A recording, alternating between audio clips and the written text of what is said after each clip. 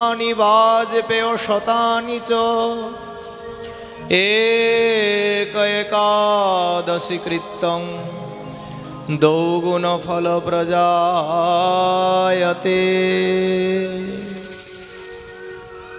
कलियुग पावनावतार प्रेम पुरुषोत्तम सर्व अवतार सार शिरोमणि श्री श्री राधा कृष्ण मिलित तनु श्री श्री कृष्ण चैतन्य महाप्रभु श्री नित्यानंद प्रेम मूर्ति शांतिपुर पुरंदर श्री अद्वैत आचार्य आर गदाधर शिवासादि प्रभुर जत निज सकति तासबार पदार बिंदे मोर कोटि कोटि प्रणति। श्री गौरांग एकांत अंतरंग प्रिय परिकर वर्गेर चरण कमल आश्रय करे गौरी वैष्णवाचार्यगण विभूषित श्री श्रील कृष्णदास कविराज गोस्वामी चरणेर चरणे प्रणति करे। आज के नियम सेवा बा दामोदर व्रतेर श्री एकादशी तिथिते एसे आमरा उपनीत हयेछि। एई एकादशी सम्बन्धे ब्रह्मांड पुराणे उल्लेख करलेन अश्वमेध सहस्राणि वाजपेय शतानि च एक एकादशी कृतं द्विगुण फल प्रजायते। এই শ্লোকে বলা হয়েছে অশ্বমেধ সহস্রাণি অর্থাৎ 1,000 অশ্বমেধ যজ্ঞ বাজপেয় শতানি চ 100 বাজপেয় যজ্ঞ एक एकादशी कृतं एक एकादशी व्रतेर द्वारा द्विगुण फल प्रजायते। अर्थात जे व्यक्ति शुद्धभावे शास्त्रानुयायी शास्त्र सिद्धांत के प्राधान्य दिए जिनी शुद्धभावे एकादशी व्रत करें एक एकादशी व्रतेर द्वारा 100 अश्वमेध यज्ञ वाजपेय यज्ञेर फल है। 100 वाजपेय यज्ञ कि ए तो साधारण कथा। 1,000 अश्वमेध यज्ञ कि मानवेर द्वारा कखनो चिंता स्वप्नेও सम्भव। ग्रंथकार बोलें द्विगुण फल प्रजायते द्विगुण फल प्रजायते कथाटा द्विगुण फल प्रजायते अर्थात शास्त्र सिद्धांत मेने यदि केउ एकटी एकादशी व्रत करे सेई एक एकादशी व्रतेर द्वारा 2000 अश्वमेध यज्ञ एवं 200 वाजपेय यज्ञेर फल हये जाए। प्रथमे अश्वमेध सहस्राणि वाजपेय शतानि च बोलेছে किन्तु श्लोकेर शेषे ग्रंथकार बोलें द्विगुण फल प्रजायते माने ओई 1000 नय एक शुद्ध एकादशी व्रतेर द्वारा 2000 अश्वमेध यज्ञ एवं 200 वाजपेय यज्ञेर फल जीव प्राप्त हये जाए। अश्वमेध यज्ञेर कथा आमरा कोथाय पाई? अश्वमेध यज्ञेर कथा कोथाय देखेछि कोथाय पेয়েছি আমরা? मर्यादा पुरुषोत्तम प्रभु रामचंद्र अश्वमेध यज्ञ करेছিলেন। एक अश्वमेध यज्ञ करते गिয়ে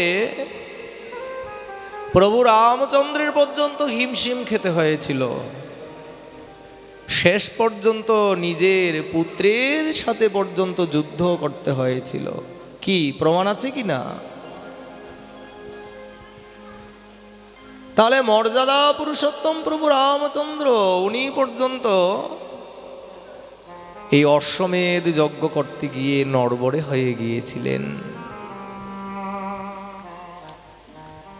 বাজপেয় যজ্ঞ তো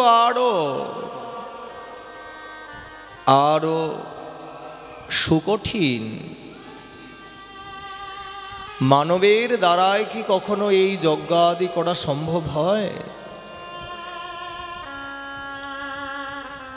ওই অশ্বমেধাদি যজ্ঞ করতে গেলে 1 বৎসর কাল পর্যন্ত সংযমী হয়ে থাকতে হয়। কতদিন? 1 বছর। অনলি 1 ইয়ার, তাই না?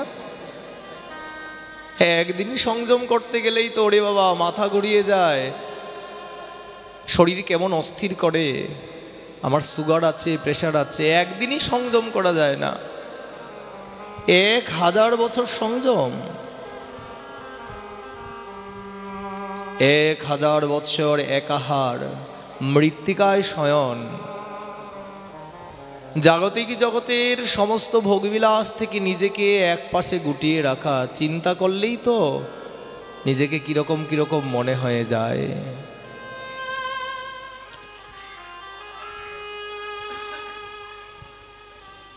ত্রেতা যুগের ধর্ম ছিল যাগযজ্ঞ করা, তখন ওই রকম বিধিকে মান্যতা দিয়ে করতে হতো। দেখুন, মা জানকী বনবাসে ছিল, কিন্তু ঋষিগণ সিদ্ধান্ত দিলেন আপনি যেহেতু বিবাহ করেছেন, সস্ত্রীকেই আপনাকে যজ্ঞ করতে হবে।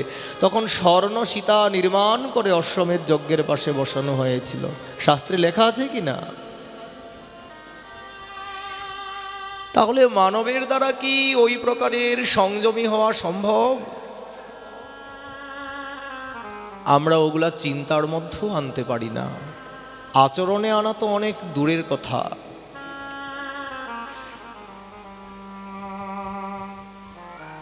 মহাজন বললেন যে প্রয়োজন নেই, আমাদের ওই সব সংযমের প্রয়োজন হবে না।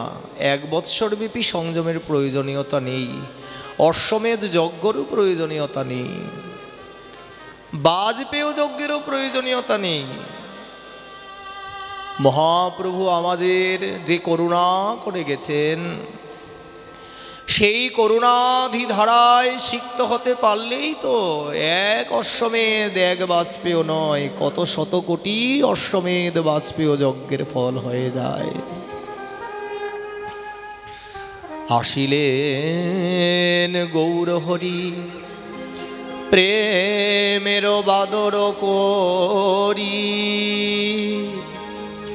প্রথমে আসিলা নিতাই চাঁদ পাতিয়া, অমিয়া করুণা প্রেমের ফাদ, যাইয়া জীবের ঘরে ঘরে, 2 বাহু প্রসার করে, বলে সবাই বদনে বলহ কৃষ্ণ নাম, বলে বদনে বলহ কৃষ্ণ নাম। এবার আর কোনো সাধনার প্রয়োজন হবে না রে, ওই যাগ যজ্ঞ তর্পণ বিধি, কোনো সাধনার প্রয়োজন হবে না রে। মহাপ্রভু একই সিদ্ধান্ত দিলেন। এত সংযম, এত বিধিনিষেধ, এত যজ্ঞ, হাজার হাজার বৎসর, কত লাকড়ি খড় পুড়িয়ে যাগযজ্ঞ, এত অধ্যয়ন অধ্যাপনা, এত পাণ্ডিত্য, এত গাম্ভীর্য। মহাপ্রভু বললেন এগুলো কলিহত জীবের দ্বারা সম্ভব নয়। কলিহত জীবের আয়ুটাই কতটুকু বাবা, পরমায়ু আয়ুর্বেদ পরম্পরা অনুযায়ী মাত্র 120 বৎসর। এত সংযম, এত নিয়ম, এত বিধিবিধান ইত্যাদি মানবের দ্বারা সম্ভব নয়। তাই মহাপ্রভু এবার সে অন্নগত মন, জনিগত প্রাণ, স্ত্রীর দাস, পুত্রের ঘোড়া, মায়াহত জীবের দুয়ারে দুয়ারে গিয়ে বলেছেন, দুই বাহু প্রসার করে, যদি আপনারা কেউ নবদ্বীপে গিয়ে থাকেন, আমার নদিয়া নাগর গৌরহরির দিকে একবার তাকিয়ে দেখবেন কিরকম করে দাঁড়িয়ে আছে। আমাদের এদেশে তো ওরকম বানায়, এরকম বানায়, এরকম বানায়, আমার ধামেশ্বর এরকমভাবে দাঁড়িয়ে আছে। কেন গো?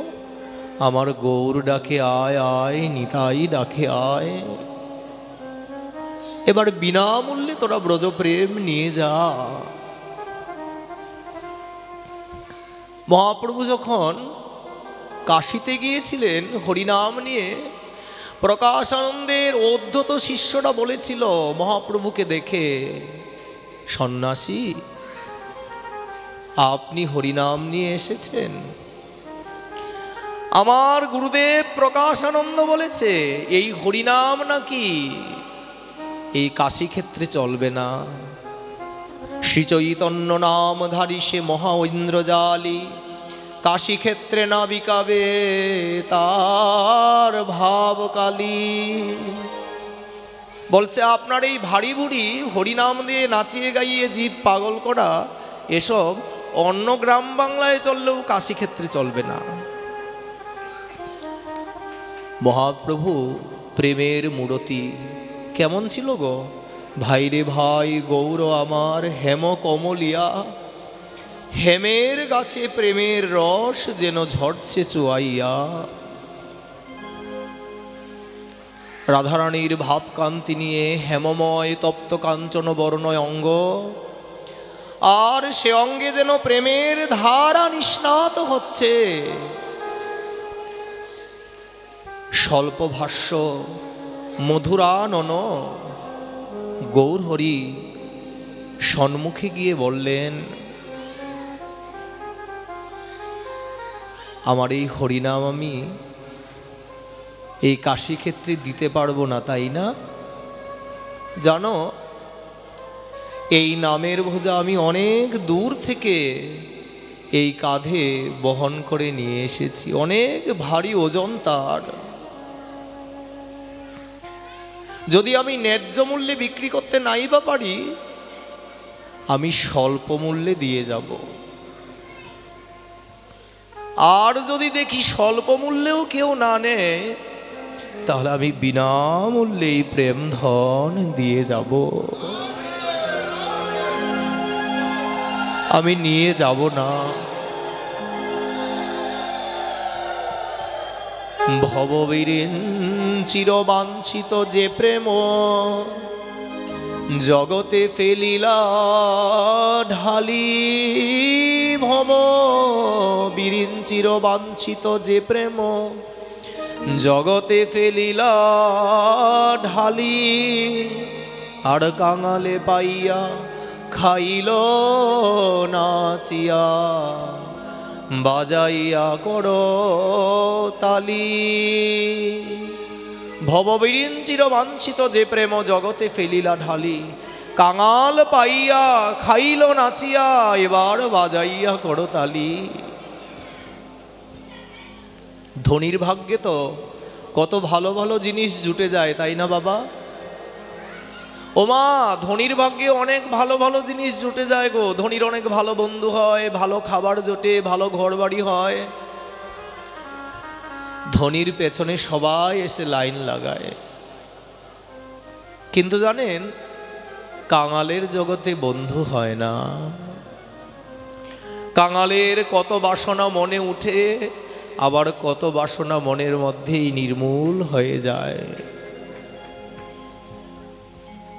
মহাপ্রভু চিন্তা করলেন, আমি তো যুগ যুগান্তরে সবাইকে সব কিছু দিয়েছি, শুধু তো দিনহীন কাঙালের জন্য কিছু করতে পারিনি। আমি এবার নিজে কাঙাল সেজে কাঙালের ঠাকুর হয়ে কাঙালের কাছে গিয়ে দাঁড়িয়ে কাঙালকে সেই প্রেম সেই ধন দেব যা অনর্পিত চরিং চিরাত, যার কোনোদিন কাউকে অর্পণ করা হয়নি। আমি এমন সম্পত্তি দিয়ে যাব যার কোনো যুগে দেইনি। সেই সম্পত্তি কি? সেই সম্পত্তি হচ্ছে আমাদের এই হরিনাম। তাই মহাপ্রভু বললেন কাশীক্ষেত্রে গিয়ে, ব্রাহ্মণ যদি আমার এই হরিনাম কেউ না নিতে চায় ন্যায্য মূল্যে, আমি স্বল্প মূল্যে দিয়ে দেব।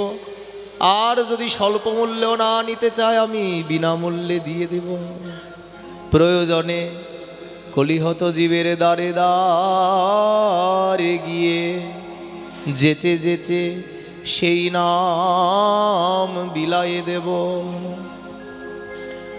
সেজন্য এবার মহাপ্রভু অধম পতিত পামর নাহি বাঁচে, ব্রহ্মার দুর্লভ প্রেম সবাকারে যাচ্ছে।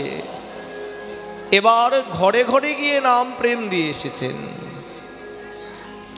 তাই মহাপ্রভু বললেন এই কলিহত জীবের অন্নগত মন জনিগত প্রাণ না, এরা তো আর কোনো সাধনা করতে পারবে না। এক হরি নামের সাধনাই করুক, এক নামের সাধনার থেকেই সব হয়ে যাবে। তাই মহাপ্রভু আমাদেরকে এই একাদশী ব্রত করার উপদেশ দিলেন। আপনি আচরি ধর্ম জীবকে শিখাই, আপনি না আচরিলে ধর্ম শিখানো না যায়। মহাপ্রভু নিজের মাতৃদেবী মা শচীকেও বললেন, মা আমি তোমার কাছে একটা জিনিস চাইবো, মা তুমি দেবে আমায়? মা বলল, নিমাই কে দেব তোকে বল? তুই তো জানিস আমি অনেক দিনহীন কাঙাল, তোর পিতাও নেই, তোকে দেওয়ার মতো আমার কাছে কি আছে?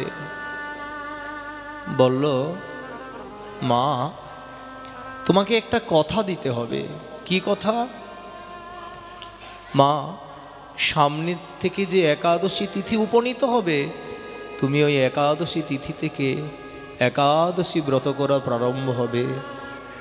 তুমি একাদশী তিথি যেদিন আসবে মা, সেই দিনই তুমি অন্ন গ্রহণ করবে না, তুমি একাদশী ব্রত পালন করবে মা, তাতে করে আমার অনেক সুখ হবে।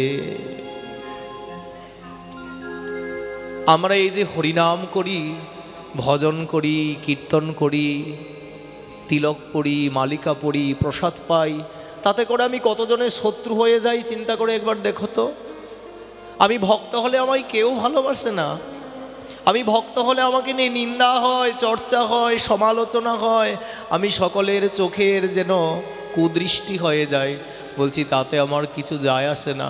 আমাকে কেউ না ভালোবাসক, আমি যদি প্রাণ ভরে হরিনাম করি, ভজন করি, একাদশী ব্রত করি, গৌর গোবিন্দের লীলামৃত শ্রবণ করি, আর কেউ ভালো না বাসলো কোটি প্রাণ প্রিয় গৌর হরি আমায় নিজের করে নেবে।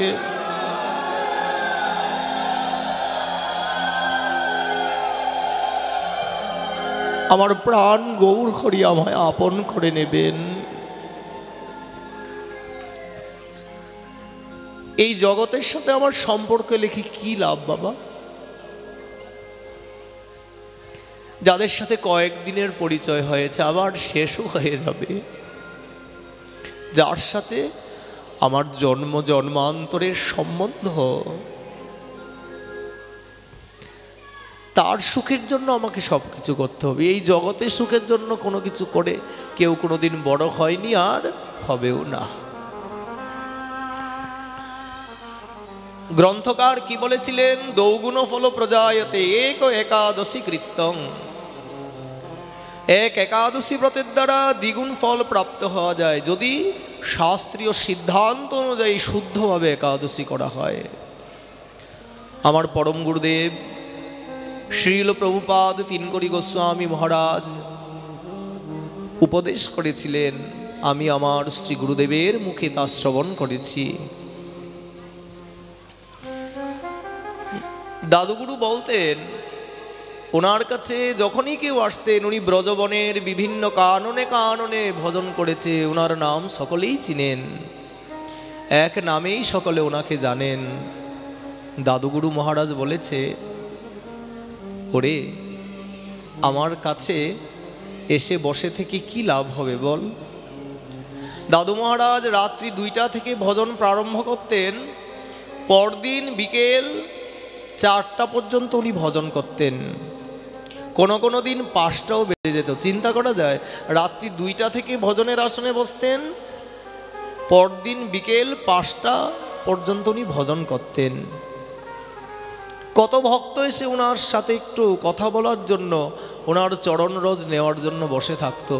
দাদু মহারাজ বলতেন, আমার মতো নিকৃষ্ট জনার কাছে বসে থেকে কি হবে, নির্জলা একাদশী ব্রত করো, তাতে আমার প্রাণেশ্বরী বড় প্রসন্ন হয়ে যাবে তোমার উপর। সাধু কখনো আপন মহিমা কীর্তন করে না, সাধু ভগবানের গুণগাথা, ভগবানের কিসে সুখ শুধুমাত্র সেই বর্ণনা করিয়া থাকেন।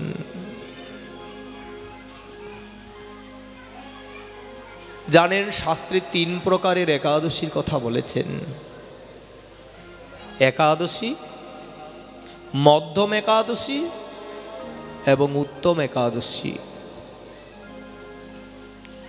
একাদশী স্তরে বলা হয়েছে, একাদশীর পূর্বদিন 3 বেলা প্রসাদ গ্রহণ, একাদশীর দিন নির্জলা ব্রত, রাত্রি জাগরণ, হরিনাম হরিকথা আস্বাদন, ভক্ত সঙ্গ করা। যদি সামর্থ্য না হই তাহলে জল ফল গ্রহণ করা এবং পরদিন নির্দিষ্ট সময়ে গুরু বৈষ্ণবকে ভোজন করায় পালন করা এবং পরদিন 3 বারই প্রসাদ পাওয়া, এটাকে বলছে শুধু একাদশী। এখন কেউ কেউ ভাববে জল ফল খেতে বলেছে তো চিন্তা নাই, আমি দিনে 5 বার খেতাম, 5 বারই জল ফল খাবো, তাতে করে কি আপত্তি আছে, কিছু না খেলেই তো হয়। বলে না না, ব্রত মানে হচ্ছে একবারই জল ফল পেতে হবে, বারংবার পাওয়া যাবে না, তাহলে ব্রত হবে না। বুঝলেন তো? আগের দিন 3 বার প্রসাদ, পরদিন জল ফল গ্রহণ করা, রাত্রি জাগরণ করা, হরিনাম করা, ভক্ত সঙ্গ করা, গুরু বৈষ্ণবের সঙ্গ লাভ করা এবং পরদিন নির্দিষ্ট সময়ে গুরু বৈষ্ণবকে ভোজনান্তে পালন করা এবং পরদিনও 3 বার প্রসাদ পাওয়া, যাকে শুদ্ধভাবে একাদশী ব্রত বলে। এখন মধ্যমণি বলেন, একাদশীর পূর্বদিন 2 বার প্রসাদ গ্রহণ করা, কোনো নিরামিষ টিরামিষ নয়, 2 বার প্রসাদ গ্রহণ, একাদশীর দিন জল ফল গ্রহণ করা, রাত্রি জাগরণ, হরিনাম ভক্তসঙ্গ হরিকথা এবং একাদশীর পরদিন গুরু বৈষ্ণবের ভোজনান্তে প্রসাদ গ্রহণ করা, চাইলে 2 বেলা গ্রহণ করা। ওইভাবে যে একাদশী হয় তাকে কি বলে? মধ্যম একাদশী। আর আচার্যগণ শাস্ত্রে যে শুদ্ধ বা বিশুদ্ধ একাদশীর কথা বলেছে তার সংজ্ঞা হচ্ছে, একাদশীর পূর্বদিন 1 বার অন্ন গ্রহণ, ঠাকুরের প্রসাদ তো অবশ্যই হতে হবে, এটা এই নিরামিষ টিরামিষ নয়, চুলাটালি ধুয়ে ওই নিরামিষ খেলাম না। বলছে একাদশীর পূর্বদিন 1 বার মহাপ্রসাদ গ্রহণ, একাদশীর দিন নির্জলা ব্রত, জলও খাওয়া যাবে না। অনেকে বলে দুব্বার আগা দিয়ে জল না খেলে অন্য কিছু হয়ে যায়, বলে যে বলে সে মহামূর্খ, সে শাস্ত্র জানে না। একাদশীর দিন নির্জলা ব্রত, হরিনাম হরিকথা, ভক্ত সঙ্গ, ভক্তমুখে হরিকথা আস্বাদন, রাত্রি জাগরণ এবং পরদিন গুরু বৈষ্ণবের ভোজনের অন্তে আবার 1 বারই প্রসাদ গ্রহণ।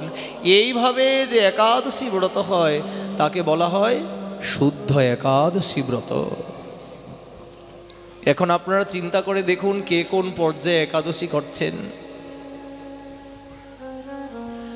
এছাড়া যদি কেউ চিন্তা করে একটু রুটি খেয়ে করব, একটু লুচি খেয়ে করব, না, হবে না।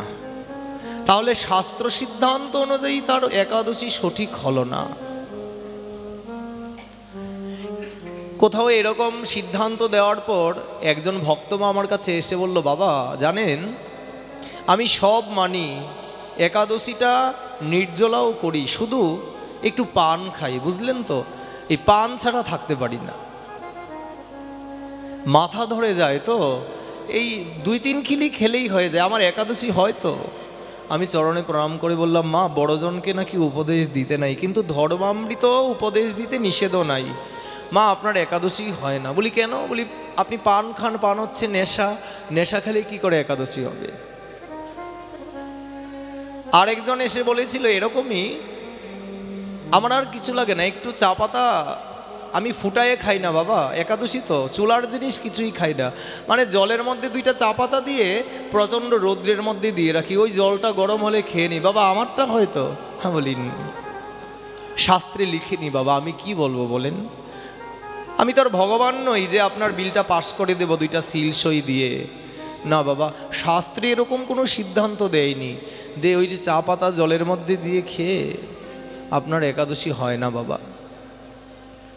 তো ওরকমভাবে যদি কেউ চিন্তা করেন আমি সব নিয়ম মানি, একটু চা খাই, একটু পান খাই, একটু ঢেস খাই, বলি হবে না।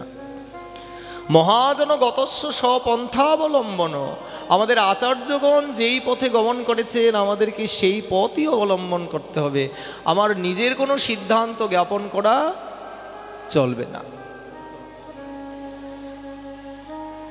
তো ওইভাবে যদি কেউ একাদশী ব্রত করতে পারেন শুদ্ধভাবে, তাহলে একাদশী কৃত্যং দ্বৌগুণ ফল প্রজায়তে, ওই প্রকারের বিশুদ্ধ একাদশী ব্রত দ্বারা, উত্তম একাদশী ব্রত দ্বারা কোনো জীব একাদশী করে 2000 অশ্বমেধ যজ্ঞ আর 200 বাজপেয় যজ্ঞের ফল অনায়াসে লাভ হয়ে যেতে পারে, অনায়াসে লাভ করে নিতে পারেন। আজকে আমরা নিয়ম সেবা ব্রত বা দামোদর ব্রতের একাদশীতে এসে দাঁড়িয়েছি। আজকে আমরা একাদশী করেছি তো, কারা কারা একাদশী করেছি দেখি হাত তুলেন তো, যে আমরা একাদশী করেছি।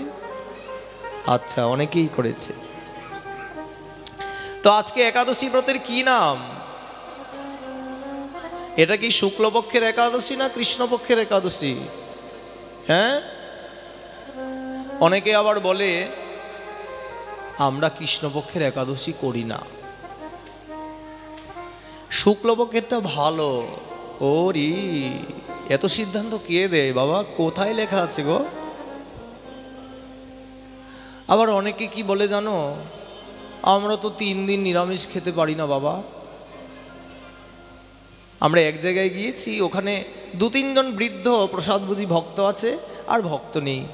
আমাদেরকে পেয়ে আমরা 6-7-10 জন গিয়েছিলাম, আমাদের দেখে আনন্দ হয়ে বলছে আপনাদের কাছে 2টা কথা বলতে চাই। বলি কি কথা?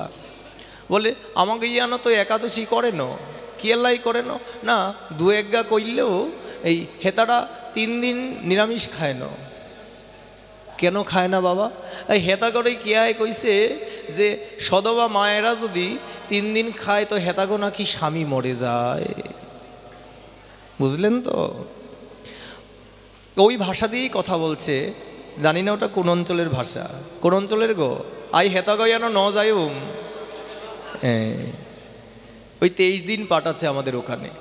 তো বলল যে আমরা একাদশী করলে বাবা আগের দিন প্রসাদ আর পরের দিন প্রসাদ পেতে পারি না, বলে 3 দিন লাগাতার নিরামিষ খেলে নাকি আমাদের পতির মন্দ হবে, আমাদের পতি বিয়োগ হয়ে যাবে। আমি বলি ও তাই বুঝি, 3 দিন নিরামিষ খেলে স্বামী মরে যায় বাবা? আচ্ছা, কেউ একটু চেক করে দেখবেন তো 3 দিন নিরামিষ খেয়ে দেখবেন মরে কিনা। ধর্মই হয়। আর এগুলা হচ্ছে কি জানো, যেগুলো আমরা শুনে কাজে লাগাই এগুলা কোনো ধর্ম নয়, এগুলা হচ্ছে গুজব, অধর্ম, যা শুনলেও ধর্ম নষ্ট হয়। শাস্ত্র কি বলেছে? যে সেই অন্নামৃত পাও, মুখে রাধা কৃষ্ণ গুণ গাও, প্রেমে ডাকো চৈতন্য নিতাই। নিত্যদিন গৌর গোবিন্দের প্রসাদ গ্রহণ করো আর নিতাই চৈতন্যকে ডাকো। কে তোমার ক্ষতি করতে পারবে বলো? রাখে কৃষ্ণ তো মারে কে? ভক্ত প্রহ্লাদের উপর কত অত্যাচার করেছিল, প্রহ্লাদের একটা চুলো কি বাঁকা করতে পেরেছিল হিরণ্যকশিপু? কিছুই করতে পারেনি। সেজন্য লোকের কথা শুনবে না। কার কথা শুনবে? সাধুর কথা শুনবে। সাধু কাকে বলে? ওই আমার মতো কাউকে সাদা কাপড় পরা দেখলে, একটু চুলদাড়ি বেশি দেখলে, একটু কালা তিলক পরা দেখলে আর গিয়ে নমস্কার বলি। আগে তার সঙ্গ করবে। হ্যাঁ, ওটা সাধুর বেশ থাকে। আপনারা রামায়ণ পড়েছেন তো? আচ্ছা, মা জানকীকে যখন চুরি করতে এসেছিল রাবণ, কি বেশ ধারণ করে এসেছিল গো?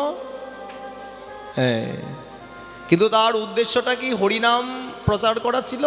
হরিনাম দেওয়া ছিল? তার উদ্দেশ্য ছিল কি? পরস্ত্রীকে চুরি করা। বেশটা কিন্তু সাধুরই ছিল। তাই সাধুর মতো বেশ দেখলেই কাউকে সাধু বলে মনে করবেন না। আগে তার সঙ্গ করবেন, দেখবেন সে কতটুকু ভজন করে, সে আমার প্রাণেশ্বরী রাধারানীকে কত ভালোবাসে, আমার গোবিন্দকে কত ভালোবাসে, গুরুচরণে তার কতটুকু শ্রদ্ধা আছে, শাস্ত্রের প্রতি কতটুকু নিষ্ঠা আছে, ভজনের প্রতি কতটুকু আকর্ষণ আছে। এই লক্ষণগুলো যদি পরিপূর্ণ মাত্রায় তার মধ্যে দেখতে পান, তবে জানবেন যে তিনি সাধু। এছাড়া কাউকে সাধু বলে চিন্তা করবেন না। কারণ বাইরের মালা তিলক দেখে কাউকে সাধু মনে করলে ঠকে যাওয়ার সম্ভাবনা থেকে যায়। যার আচরণ আছে সেই সাধু। আর বললেন যদি কথা শুনতে হয় তাহলে সাধুর কথা শুনতে হবে। সাধু সঙ্গে শাস্ত্র শ্রবণাৎ লভতে কৃষ্ণ ভকতি। সাধুর সঙ্গে শাস্ত্র শ্রবণ দ্বারাই কৃষ্ণ ভক্তিকে লাভ করা যায়। সাধুর সঙ্গ না করলে, সাধুর মুখামৃত লহরী আস্বাদন না করলে কখনো ভক্তি লাভ করা যায় না, প্রেম পাওয়া যায় না। তো আজকে যে একাদশী ব্রত, আমরা সেই একাদশী ব্রতের মহিমায় কিয়দাংশ আলোকপাত করব। এই কৃষ্ণপক্ষিয়া রমা একাদশী ব্রতের মহিমায় লিখেছেন যে পুরাকালে মুচকুন্দ নামক এক রাজা ছিলেন। এই মুচকুন্দ রাজা পরম বৈষ্ণব ছিলেন এবং সেই মুচকুন্দ রাজার বিভীষণের সাথেও মিত্রতা ছিল। বৈষ্ণবেরই তো বৈষ্ণবের সাথে যোগাযোগ থাকে। দেখবেন কেউ যদি শুদ্ধ সাধু হয়, তার সঙ্গ যাদের সঙ্গে থাকবে না, এরাও শুদ্ধ সাধুই হবে।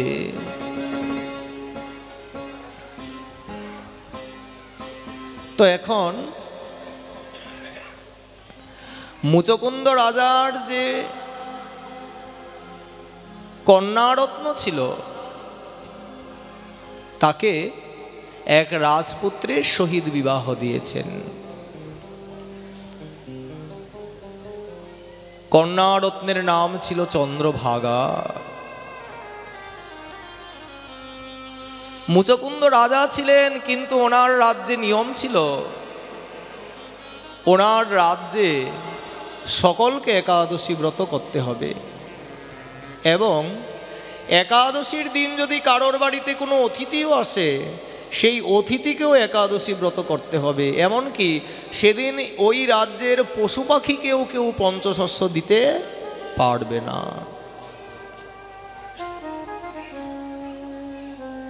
কাশ আমাদের যদি এরকম ভাগ্য হতো, আমরা যদি এমন কোনো রাজ্যের প্রজা হতে পারতাম, যে রাজ্যের রাজা হরিভজন করে সেই রাজ্যের প্রজাও হরিভজন করে। যেই গুরুদেব ভজননিষ্ঠ হয় তার শিষ্যগুলোও ভজন ছাড়া কিছু বোঝে না। যে ঘরে পিতা ভক্ত হয় তার সন্তানগুলোও শুদ্ধ ভক্তই হয়ে যায়।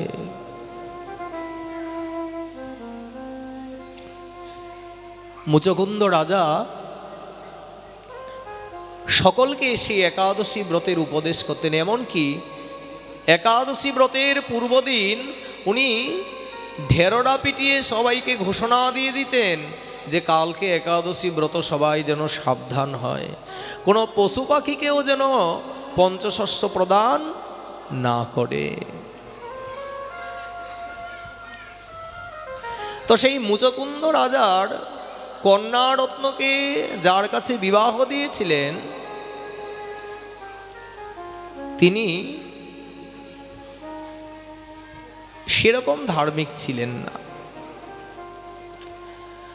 একবার জামাই যখন শ্বশুর বাড়িতে বেড়াতে এসেছে তখন একাদশী পড়ে গিয়েছে। তখন চন্দ্রভাগা বললেন, স্বামী, আমি তো জানি তোমার কলেবরটা অনেক জীর্ণ শীর্ণ দুর্বল শরীর। স্বামী, তুমি একটি কাজ করো, তুমি কোনো না কোনো একটা অজুহাত দিয়ে আজকে আমার বাড়ি থেকে চলে যাও। কেন? বলি, থাকলে তোমাকে একাদশী ব্রত করতে হবে এবং আমাদের প্রাসাদের সবাই নির্জলা একাদশী ব্রত করে। তুমি একবেলা না খেলেই তোমার শরীর খারাপ হয়ে যায়, তুমি যদি নির্জলা একাদশী ব্রত করো তাহলে তোমার যদি কিছু হয়ে যায়। শ্বশুর কৃষ্ণ ভক্ত এবং কড়া নির্দেশ, আমার বাড়িতে যে অতিথিও আসবে তাকেও নির্জলা ব্রতই করতে হবে। তার পতি তাকে বলল, তোমার বাবার যদি এটাই নিয়ম হয় অতিথি আসলে তাকেও একাদশী করতে হয়, আমি তো কোনোদিন একাদশী ব্রত করিনি, আমার কোনোদিন ওরকম ভক্ত সঙ্গ বা সাধু সঙ্গ হয়নি, বা কেউ আমাকে আদেশ নির্দেশও করেনি যে একাদশী ব্রত করা দরকার।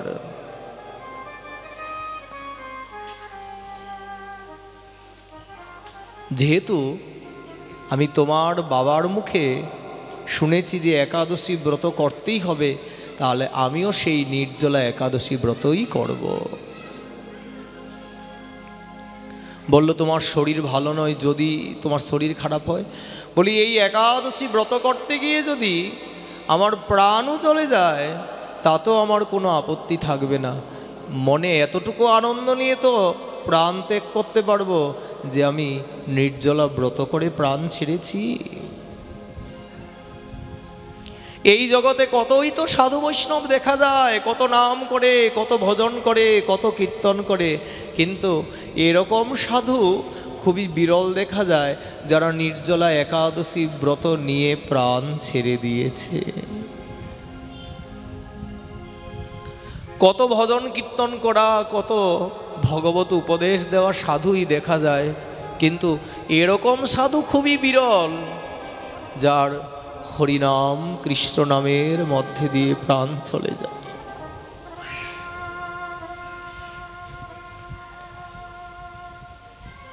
এমন সাধু খুবই বিরল যে মুখে ভগবানের নাম করতে করতেই প্রাণ ছেড়ে দিতে পারে।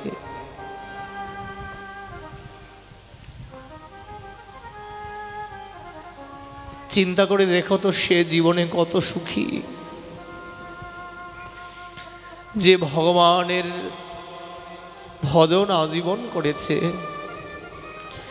যে ভগবানের কথায় তুষ্যন্তিচ রমন্তিচ সারা জীবন যার কথায় বিহার করেছে, রমণ করেছে, যেই ভগবানকে এত প্রাণ ভরে শৃঙ্গার করাইছে,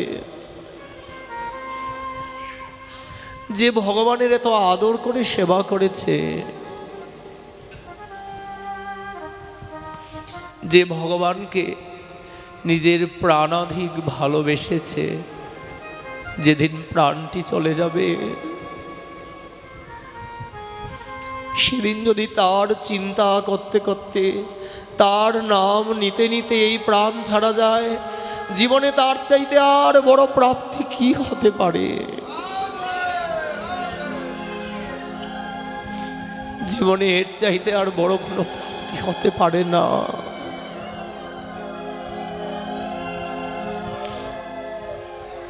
অগণিত ভক্তকে সম্মুখে রেখে হরিনাম কৃষ্ণনাম শ্রবণ করতে করতে, হরিনাম কৃষ্ণনাম করতে করতে যার প্রাণ যায়, সেই তো সাধু, সেই তো প্রকৃত বৈষ্ণব।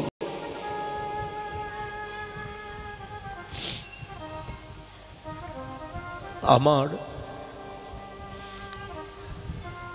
ভক্ত শ্রীবাস পণ্ডিত, শিবাসের অঙ্গনে মহাপ্রভু নিত্যদিন হরিনাম সংকীর্তন করেন। শিবাসের অঙ্গনে হরিনাম করে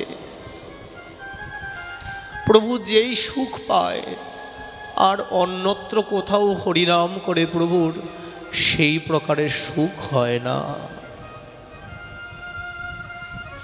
কেন? শিবাস আমার মহাপ্রভুর চরণে যেইভাবে সমর্পিত ছিল, আমার প্রভুকে যেরকম ভালোবাসত, প্রভুর অনেক গৃহস্থ ভক্ত ছিল, কিন্তু জানো ওরকমভাবে আমার প্রভুকে কেউ ভালোবাসতে পারত না। সেজন্যই তো গৌর ভক্তগণ মাঝে শ্রীবাস প্রধান, তার পদারবিন্দে করি আমি কোটি কোটি প্রণাম। শ্রীবাস পণ্ডিত গৌর ভক্তরাজ। আর জানেন, প্রভুকে অনেক ভালোবাসত, আর শ্রীবাস অনেক কাঙাল ছিল, অনেক কাঙাল, যার ঘরে নুন আনতে পান্তা ফুরায়। এখন যারা সাধুগুরু বৈষ্ণব হয়, তারা তো ধনির বাড়ি ছাড়া যেতে চায় না, কাঙালের বাড়ির দিকে তাকায়ও না। কত কাঙাল শিষ্য কেঁদে বেড়ায় যে আমার গুরুদেবকে আমি একদিন আনতে পারলাম না, আমি একদিন সাধু বৈষ্ণবের সেবা করতে পারলাম না। কিন্তু জানেন, আমার মহাপ্রভুই একমাত্র আছে যিনি কাঙালের ঠাকুর, যিনি কাঙালকে ভালোবাসে বলে নিজেও এবার কাঙাল হয়েই এসেছেন। ছেঁড়া কথা, নেড়া মাথা, মুখে কৃষ্ণ গুণগাথা, পরনেতে বহির্বাস, কেহ জিজ্ঞাসিলে বলে মই কৃষ্ণ চৈতন্যের দাস।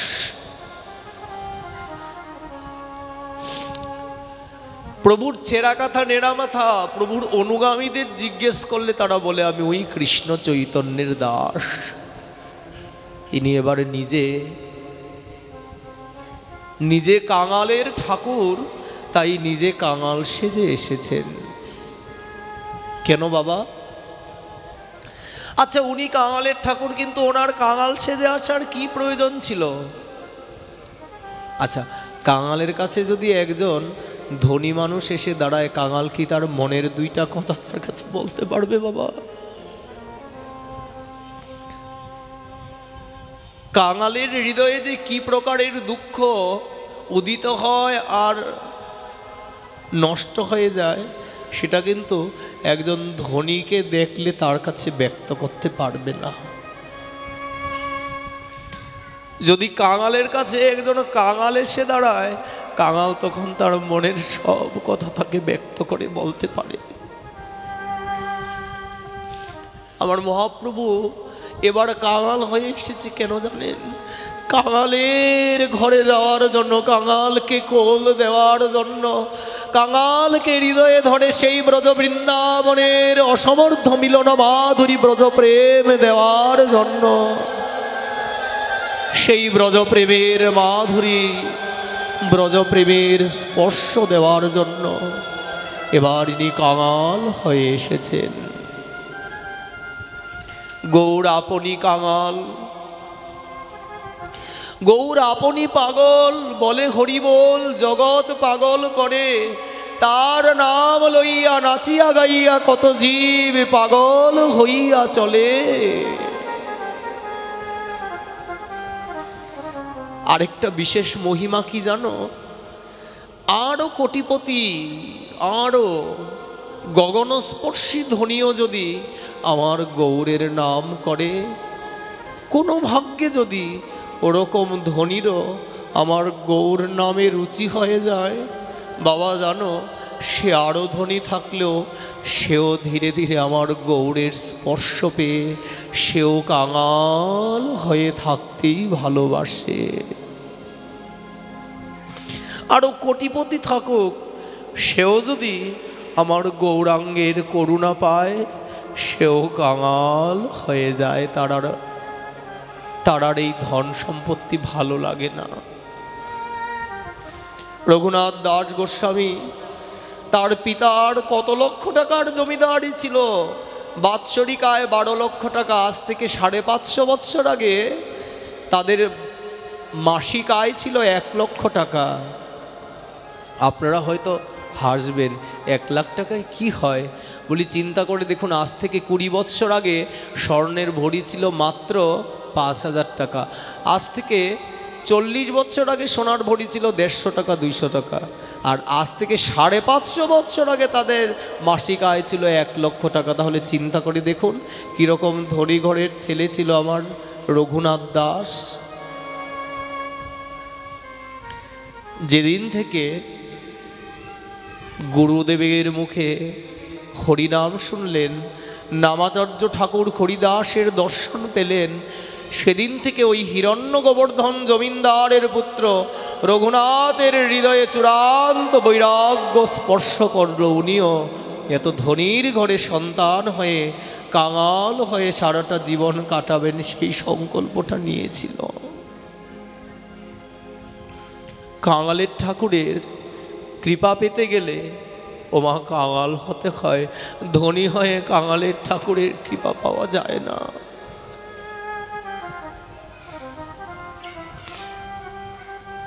শিবাস পণ্ডিত কাঙাল ছিল, তাই আমার গৌরহরি তাকে অনেক ভালোবাসত জানেন। নিত্যদিন মহাপ্রভু শ্রীবাসের অঙ্গনে হরিনাম করতে আসেন। আজও যখন মহাপ্রভু হরিনাম করতে এসেছেন ভক্ত সঙ্গে, শ্রীবাসের পত্নী মালিনী দেবী কোনো এক ভক্তকে দিয়ে শ্রীবাস পণ্ডিতকে অন্ত মন্দিরে বা অন্তঃপুরে ডেকে নিয়ে গেছেন। শ্রীবাস বলছে, মালিনী তুমি আমায় ডেকেছ? বলি হ্যাঁ ডেকেছিলাম। কেন? বলি তুমি না ঘরের খোঁজ আর আজকাল রাখো না। তুমি জানো তোমার পুত্রের কত বড় দুরারোগ্য ব্যাধি। আজকে তার শরীরটা খুবই খারাপ, তার মধ্যে কিরকম কিরকম অবস্থা দেখা যাচ্ছে। একটু কবিরাজকে ডেকে আনো না, এনে তোমার ছেলের একটু ভালো করে চিকিৎসা করো না। একটু কবিরাজকে দেখাও তোমার ছেলের এই অবস্থা।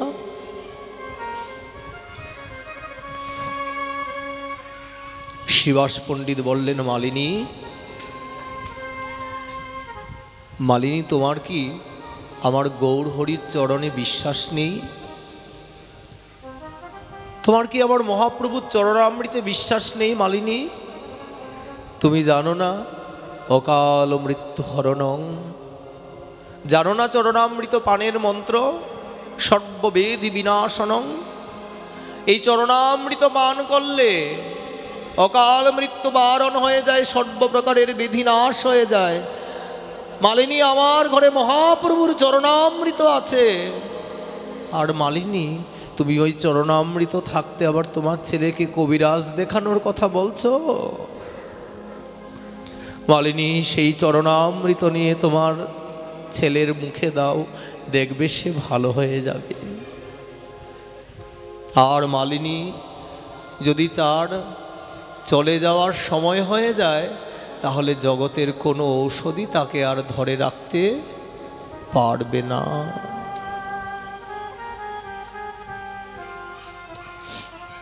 মালিনী দেবীর 2 চোখ বেয়ে জল এসে গেল।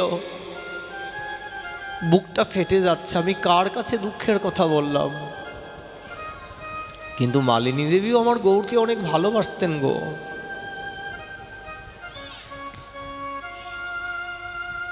মালিনী দেবী তখন মহাপ্রভুর চরণামৃত যেখানে ছিল, প্রভু রোজ দিনই যখন শ্রীবাসের আঙিনায় এসে দাঁড়াতেন, শ্রীবাস পণ্ডিত প্রভুর চরণ ধৌত করে ওই চরণোদকগুলো একটা কৌটার একটা পাত্রের মধ্যে ভরে রাখতেন। মালিনী দেবী সেই গৌরের চরণামৃত নিয়ে নিজের পুত্রের মুখে দিলেন। অসহ্য যন্ত্রণা হচ্ছিল তার বুকে, যখন নিয়ে ওই চরণামৃত দিলেন সে শান্ত হয়ে গিয়েছে।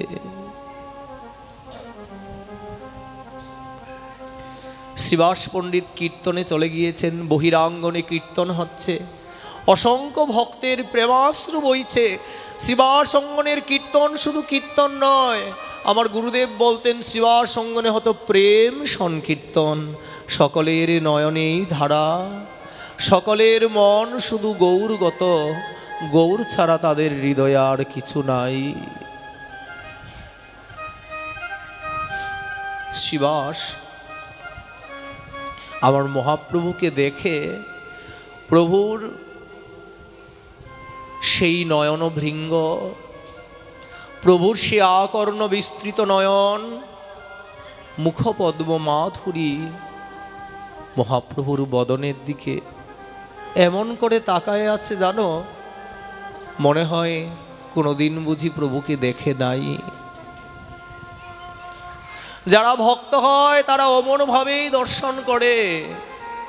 আমরা মন্দিরে গেলে 1 মিনিট একটু দেখে চলে আসি, তাকাই কি তাকাই না, কিন্তু জানেন যারা ভক্ত হয় তারা অমনভাবে তাকিয়ে থাকে, মনে হয় যেন সর্বেন্দ্রিয় দ্বারা তাকে আর হৃদয়ের মধ্যে বসিয়ে নিচ্ছে।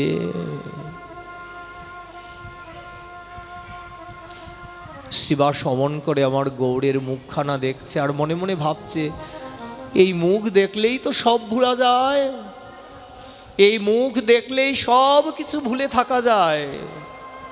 আহা, আমার গৌরের মুখটা কত সুন্দর।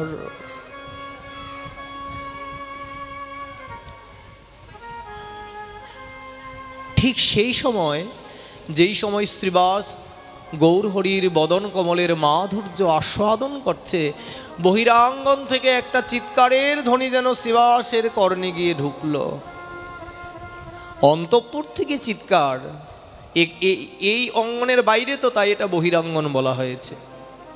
অন্তঃপুর থেকে একটা চিৎকারের ধ্বনি, ক্রন্দনের ধ্বনি শ্রীবাসের কর্ণে এসে পৌঁছালো। শ্রীবাস পণ্ডিত তাড়াতাড়ি করে সেখান থেকে অন্তঃপুরে চলে গেলেন, গিয়ে মালিনীকে বলছে, মালিনী, মালিনী তুমি চিৎকার করছো কেন, কি হয়েছে তোমার? তুমি জানো না বহিরাঙ্গনে কীর্তন হচ্ছে, ভাব বিভোর গৌর হরি আমার মৃদঙ্গের তালে তাল মিলিয়ে নৃত্য করছে। মালিনী কি হয়েছে, তুমি এমনভাবে কাঁদছো কেন? মালিনী মুখে কিছু বলতে পারলেন না, আঙুল দিয়ে দেখিয়ে দিলেন। কি দেখালেন? যেই পুত্রের কিছুক্ষণ আগে কণ্ঠগত প্রাণ ছিল, যার বুকে অসহ্য যন্ত্রণা হচ্ছিল, সেই শ্রীবাসের পুত্রের মৃত্যু হয়ে গেছে, তার মুখটাকে সাদা কাপড় দিয়ে ঢেকে রাখা হয়েছে।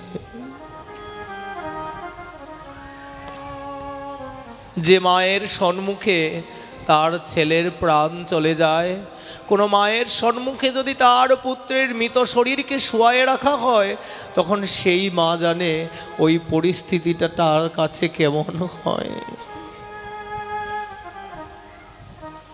কোনো মায়ের সামনে তার সন্তানের মৃত শরীর যদি রাখা হয়, তবে সে মা জানে তখন তার মনের স্থিতিটা কেমন হয়ে যায়।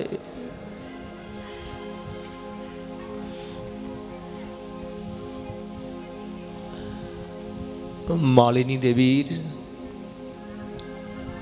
সেই পুত্র বিয়োগে নয়নাশ্রু দেখে শ্রীবাস পণ্ডিত বলছে, মালিনী, তোমার পুত্রের মৃত্যু হয়ে গেছে বলে তুমি কাঁদছো? তুমি জানো না তাল ভঙ্গ রসাভাস তাহাতে না হয় আমার মহাপ্রভুর উল্লাস। তোমার এই ক্রন্দনে যদি আমার প্রভুর নৃত্যের তাল ভঙ্গ হয় বা একটা তাল কেটে যায়, আমার প্রভুর দুঃখ হবে। মালিনী, তুমি তোমার মরা পুত্রের জন্য কাঁদছ, আমার সৌগন্ধ লাগে তোমার। তুমি যদি পুনর্বার কাঁদো, তাহলে আরেকটা চিৎকার যদি দাও, তুমি আমার মরা মুখ দেখবে। এখন পুত্রের জন্য কাঁদছ, আমিও গলায় কলসি বেঁধে গিয়ে গঙ্গায় ঝাঁপ দেব, তখন আমার মৃত শরীরটাও এখানে থাকবে, তখন আমার জন্য তোমাকে কাঁদতে হবে।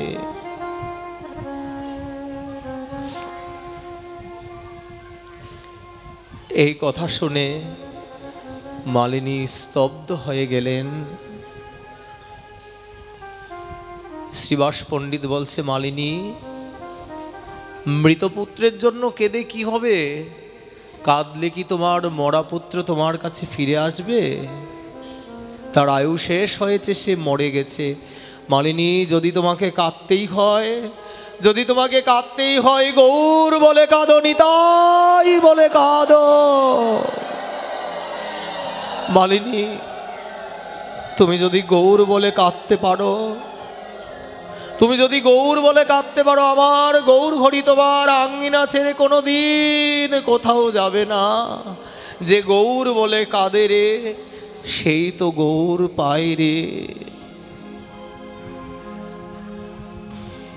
মালিনী, কাঁদতে হলে গৌর বলে কাঁদো। মালিনীর প্রাণ কেঁদে উঠল। তাহলে দেখুন, যার গৌরগত প্রাণ, যে গৌর অনুরাগী হয়, তার কাছে গৌর ছাড়া আর জগতের কিছু প্রিয় হয় না। যে আমার রাধা মাধবকে ভালোবাসে হৃদয় থেকে, তার কাছে আমার রাধা মাধব ছাড়া আর কোনো কিছুই আপন বলে, নিজের বলে মনে হয় না।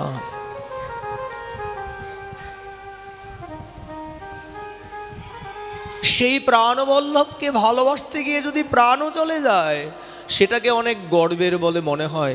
পরদিন যখন মহাপ্রভু এসে তার সম্মুখে দাঁড়িয়ে তার কর্ণে হরিনাম দিয়েছিল, তার হৃদয়ে কিন্তু প্রাণের সঞ্চার হয়েছিল। মৃতপুত্র বলেছিল, আমার কোনো দুঃখ নেই। কেন? আমি মহাপ্রভুর মুখে হরিনাম শুনতে শুনতে আমার এই প্রাণ ছাড়তে পেরেছি। মা, মা, তুমি আমার জন্য দুঃখ করো না, আমার মতো এমন সুখী আর কেউ নাই। আমি পরম সুখী। কেন জানো মা? এই হরিনাম কৃষ্ণ নাম করতে করতে আমার প্রাণ চলে গিয়েছে। হরিনাম কৃষ্ণ নাম শ্রবণ করতে করতে আমার এই প্রাণ গিয়েছে। আমিও অন্তরে এই নাম উচ্চারণ করতে করতেই প্রাণ ছেড়েছি। সেজন্য আমার মতো পরম সুখী আর কেউ নেই মা। এই কথাটি শুনে মালিনী দেবীর প্রাণটা শান্ত হয়েছিল, তার আগে শান্ত হয়নি। তাই আজীবন সাধনা করে যারা অন্তিমকালে গৌর কৃষ্ণ বলে এই জীবন ছাড়তে পারেন, প্রকৃতপক্ষে এরাই ভক্ত, এরাই সুখী। এদের মতো ভজন আর কেউ করেনি। মুচকুন্দ রাজার কন্যারত্ন তার পতিদেবকে বলল, ওগো তুমি চলে যাও। তুমি চলে গেলে তোমার মঙ্গল হবে। সে বলল, না, সতী নারী তো তার পতিকে ভালোবাসে, কথা তো এরকমই হয়। বলল, না, আমি যাব না। এই একাদশী ব্রত করতে গিয়ে যদি আমার প্রাণ চলে যায়, তাতেই আমার অনেক আনন্দ হবে, অনেক সুখ হবে। বলল, ঠিক আছে, তাহলে তুমি ব্রত করো। এই একাদশী ব্রত আরম্ভ করলেন। হরিনাম, হরিকথা, ভক্ত সঙ্গ। জানেন, সারাদিন সারা রাত্রি ভালোই কেটেছে। যখন ভোর হয়েছে, সূর্যোদয় হলেই তো ব্রত শেষ। ঠাকুরের ভোগ লাগিয়ে কিছু জল পেতে পারবে। জানো, ওই সূর্যোদয় হওয়ার এই 1-2 মিনিট পূর্বে সেই কন্যারত্নের পতির মৃত্যু হয়ে গেল। একাদশী ব্রত নিয়েই তার মৃত্যু হয়ে গিয়েছে। তার কন্যা সদ্য বিধবা হয়েছে, তার ক্রন্দনে সকলের হৃদয় বিদারিত হয়ে গেছে। মুচকুন্দ রাজা এসে তার কন্যা রত্নের মাথায় হাত দিয়ে বলছেন, মা তুই কাঁদছিস কেন? আমার তো অনেক বৈষ্ণব নেমন্তন্ন করে হরিনাম সংকীর্তন করতে ইচ্ছে হচ্ছে, নৃত্য করতে, আনন্দ করতে ইচ্ছে হচ্ছে। কেন জানিস মা? একাদশী ব্রত করে, হরিনাম হরিকথা শ্রবণ করে, এই একাদশী ব্রত মুখে নিয়ে প্রাণ গিয়েছে তোর পতিদেবতার। তোর দুঃখ কিসে মা? তোর তো আনন্দ করা দরকার, যে ওরকম পতির হস্তস্পর্শ পেয়েছিলি তুই, তার পরানো সিথির সিঁদুর তোর মাথায় কোনোদিন উঠেছিল। তোর তো আনন্দ করা দরকার, যে একাদশী ব্রত মুখে নিয়ে তোর পতির প্রাণ চলে গিয়েছে। দেখুন গৃহস্থ ভক্ত কেমন হয়। আমরা সবাই তেগিদের পেছনে ছুটি, কিন্তু গৃহস্থ অবস্থায় থেকে যদি ওরকমভাবে কেউ গৌর গোবিন্দকে ভালোবাসতে পারে না, শাস্ত্রে দুটি পয়ার তাদের জন্য লেখা হয়েছে, গৃহস্থ বৈষ্ণবের কথা শুনরে পামর, পদ্মপত্র ভাসে যেন জলের উপর। গৃহে থেকে হরি ভজন করাটা অনেক কঠিন, কিন্তু যদি কেউ করতে পারে তবে তার উপর গৌর গোবিন্দের কৃপা হয়। আমার গৌর গিরিধারী কৃপা করার সময় এটা দেখে কৃপা করেন না যে কে তেগী আর কেউ গৃহস্থ, উনি সেটা দেখে কৃপা করেন কার হৃদয়ে তার জন্য কতটুকু ভক্তি আছে, কতটুকু প্রেম আছে।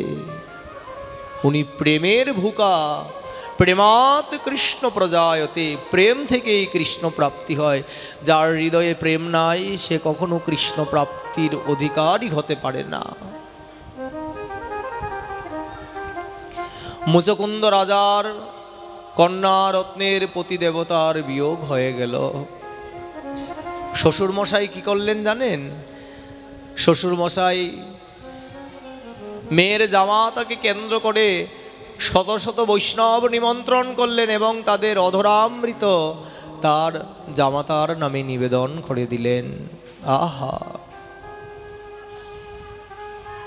কোনো ব্যক্তির মৃত্যুর পর ৪৫ দিন অতিবাহিত যখন হয়ে যায়, তারপর যদি কেউ শুদ্ধ বৈষ্ণব সেবা দিয়ে বৈষ্ণবের অধরামৃত মৃত ব্যক্তির নামে সমর্পণ করে দেয়, তাহলে মৃত ব্যক্তি যদি নরকেও পড়ে থাকে সে ভগবত ধামে গমন করেন, তার ভগবত ধাম প্রাপ্তি হয়ে যায় গুরু বৈষ্ণবের কৃপায়। বৈষ্ণবের উচ্ছিষ্ট তাহে বড় মননিষ্ঠ, বৈষ্ণবেরও নামে তে উল্লাস, বৃন্দাবনের চৌবতারা তাহে মোর মন ঘেরা কহে দিন নরোত্তম দাস। বৈষ্ণব সঙ্গেতে মন রহে যদি অনুক্ষণ, সদা হয় কৃষ্ণ পরসঙ্গ। ধররে ধররে ভাই বৈষ্ণবের চরণ যুগল। বৈষ্ণব পেলেই তার চরণ কমলকে জড়ায়ে ধরতে হবে। বৈষ্ণবকে পেলেই তার চরণের ধুলি নিয়ে মস্তকে মাখতে হবে। বৈষ্ণবের চরণ ধুলি তাকে মোর স্নান কেলি, তর্পণ মোর বৈষ্ণবের নাম। বৈষ্ণব চরণ রেণু মস্তকে ভূষণ বিনু, আর নাই ভূষণে রয়ন্ত। যার বদনে একবার আসে কৃষ্ণ নাম, তাহারে জানিবে তুমি বৈষ্ণব প্রধান। যাহারে দেখিলে তোমার হৃদয় হইতে আসে কৃষ্ণ নাম, সে পরম বৈষ্ণব, তারে করিবে প্রণাম। সে পরম বৈষ্ণব, তারে করিবে প্রণাম। যাহারে দেখিলে আমার মাথাটা আপনাপ ঝুঁকে যায়। কেউ বলতে হয় না এখানে একটা প্রণাম করো। যাকে দেখলে আমার হৃদয় থেকে আনন্দে মুখরিত হয়, আনন্দে আমার মুখপদ্মে নিঃসৃত হয় রাধারাম কৃষ্ণ নাম, জানবে সেই বৈষ্ণব। তার চরণ ধরো, তার চরণের রস নিয়ে মস্তকে ধারণ করো। সেই তো বৈষ্ণব, যারে দেখিলে আমার হৃদয় হইতে কৃষ্ণ নাম চলে আসে। সে আমাকে রাধে রাধে বলেছে, আমি রাধে রাধে বলবো ওরকম নয়। তাকে দেখেই আমার হৃদয় থেকে ভজনের অনুপ্রেরণা জেগে যায়, আগ্রহ জেগে যায়, হরিনাম কৃষ্ণ নাম করার উৎকণ্ঠা জেগে যায়। সেই বৈষ্ণব বলি আমি তো ভজন সাধন করতে পারি না গো, আমি ভজন সাধন করতে পারি না, আমার ভজনে মন বসে না, আমার নাম করতে রুচি হয় না, আমি কৃষ্ণ বলতে পারি না। বলি কোনো ক্ষতি নাই, কোনো আপত্তি নাই, নাই হতে পারে আমার দ্বারায়, আমি অযোগ্য।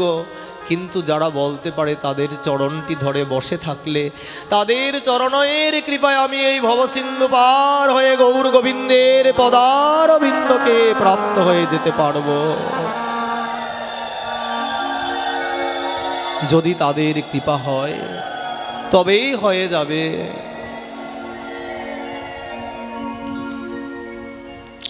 মুচকুন্দ রাজা শত শত বৈষ্ণব নিমন্ত্রণ করলেন। বৈষ্ণব নিমন্ত্রণ করে মেয়ের জামাতার উদ্দেশ্যে বৈষ্ণব সেবা দিলেন। আচ্ছা বাবা, বৈষ্ণব সেবা কেন দিতে হয়? আমরা অনেকে মনে চিন্তা করি, আরে পূজা টুজা করলে তো অনেক কষ্ট হয়, চাল কলা দিয়ে নৈবেদ্য করো, উপাস থাকো, হ্যাঁ, ব্রাহ্মণ বলো, দক্ষিণা দাও, কত সমস্যা। আর বৈষ্ণব সেবা দিলে তো সহজ, বাজার করে এনে দাও, বৈষ্ণব এসে রান্না করবে, ঢোল ডগর বাজিয়ে কীর্তন করবে, ভোগ লাগাবে, সবাই খেয়ে চলে যাবে, বাস। এটা সোজা তো, তাই সবাই বোধহয় বৈষ্ণব সেবা দেয়। বলি না, জানেন আমাদের এই বৈষ্ণব ধর্মটা আজকের নয়। কেউ যদি মনে করে যে মহাপ্রভু আসার পর বৈষ্ণব ধর্ম তৈরি হয়েছে, এটা ভুল কথা। শ্রীমদ্ ভাগবতের শ্লোকে বলা হয়েছে যে বৈষ্ণব সৃষ্টির আদিলগ্ন থেকে ছিল, এখনো আছে, যুগ যুগান্তর যতদিন চন্দ্র সূর্য থাকবে ততদিন বৈষ্ণব থাকবে। চন্দ্র সূর্য চলে গেলেও বৈষ্ণব থাকবে। বৈষ্ণবের কোনো লয় ক্ষয় বিনাশ নেই। শ্লোকে বলেছেন যে সৃষ্টির আদিলগ্ন থেকে আমাদের 12 জন বৈষ্ণব ছিলেন, 12 জন বৈষ্ণব। কে কে? স্বয়ম্ভু, নারদ, শিব, কুমার, কপিল, মন, প্রহ্লাদ, জনক, ভীষ্ম, বলির বৈয়াসকি বয়ম। 12 জন বৈষ্ণবের কথা বলেছে। স্বয়ম্ভু, নারদ, শিব, কুমার, কপিল, মনো, প্রহ্লাদ, জনক, ভীষ্ম, বলির বৈয়াসকি বয়ম। এখানে বয়ম বলতে যমরাজ নিজেকে বলেছেন। 12 জন হলো না? স্বয়ম্ভু মানে হচ্ছে ব্রহ্মা, নারদ, শিব, কুমার, ওই যে ব্রহ্মার 4 মানসপুত্র, সনক, সনাতন, সনন্দ, সনত কুমার, সেই সনত কুমার। কপিল, কপিল ভগবান। মনু, আমাদের মনু মহারাজ। প্রহ্লাদকে আমরা চিনি। জনক মানে সীতা দেবীর বাবা জনক রাজা, উনিও বৈষ্ণব ছিলেন। প্রহ্লাদ, জনক, ভীষ্ম, এই যে মহাভারতে আমরা ভীষ্মকে দেখেছি, ভীষ্মের নাম শুনেছি, সেই ভীষ্ম পরম বৈষ্ণব।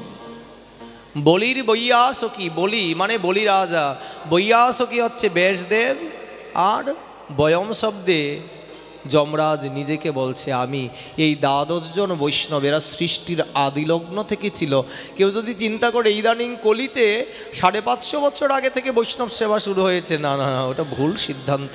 এই সৃষ্টির আদিলগ্ন থেকে এই 12 জন বৈষ্ণব ছিলেন। এই বৈষ্ণব ধর্মেই বিশ্বের আদি ধর্ম। এই বৈষ্ণব ধর্মের আগে আর কোনো ধর্ম ছিল না, তারপরে অনেক ধর্ম হয়েছে, কিন্তু এগুলোও বেশি দিন থাকবে না। যেটা সত্য, স্থায়ী, চিরন্তন, শাশ্বত, শুদ্ধ, সনাতনী, সেটাই থেকে যাবে, আর বাকি সব কালের আবর্তনে নির্লিপ্ত হয়ে যাবে। এই পৃথিবীর বুকে কত জমিদার, কত বাদশা, কত প্রাসাদ, কত মহল বানিয়ে কত কিছু করে গেছে, কালের স্রোতে সব কিছুই তো শেষ হয়ে গেছে। তাদের মহলের ভগ্ন অবশেষও আর এখন নেই। যেটা শাশ্বত, শুদ্ধ, সনাতন, সেটাই থাকবে, আর বাকি সব নির্লিপ্ত হয়ে যাবে। আমরা বৈষ্ণবের সেবা কেন করি? বলি, বৈষ্ণবের সেবার মধ্যে দিয়েই ভগবানের সেবা হয়ে যায়।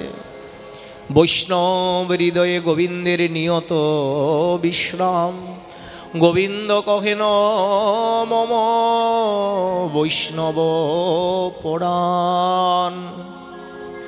বৈষ্ণবের হৃদয়ে ভগবান বিরাজমান। কেমন? আচ্ছা, মাতৃগর্ভে যে একটা শিশু থাকে, কেউ যদি মাকে বলে তোমার শিশুটাকে একটু খুলে দেখাও না, দেখি তোমার শিশুটা কেমন, মা দেখাতে পারবে? আচ্ছা, কেউ যদি চিন্তা করে যে মায়ের খাবার একরকম দেবো, গর্ভের শিশুটাকে আরেক রকম খাওয়াবো, কেউ খাওয়াতে পারবে? তাহলে মাতৃগর্ভস্থ শিশুকে যদি কেউ খাওয়াতে চায়, তাহলে কিন্তু মায়ের মুখে খাবার দিলেই শিশুর মুখে গিয়ে পতিত হবে। কেউ যদি চিন্তা করে আমার বউকে খাওয়াবো না, সে আমার শত্রু, কিন্তু গর্ভে তো নাতি আছে, তাকে খাওয়াবো, কোনোভাবেই সম্ভব হবে না। বৌমাকে খাওয়ালেই নাতির খাবার হয়ে যাবে। তদ্রূপভাবে ভগবান যে ভক্তের হৃদয়ে, বৈষ্ণবের হৃদয়ে আছে, তাকে দেখা যায় না, কিন্তু আবার একা ভগবানের সেবা করাও যায় না। একমাত্র ভগবানের ভক্তের সেবা দ্বারাই ভগবানের সেবা সম্পন্ন হয়ে যায়। ভগবানের ভক্তের সেবার দ্বারাই ভগবানের সেবা হয়, সেজন্য বৈষ্ণব সেবা দিতে হয়। বৈষ্ণবের সেবা ছাড়া ভগবানের সেবা দিলে ভগবান প্রসন্ন হয় না। ভক্তমাল গ্রন্থে নাভাজি একটা দৃষ্টান্ত দিয়েছেন। এক রাজার কন্যা ছিল। এই রাজকন্যা ভগবানকে খুব ভালোবাসতেন।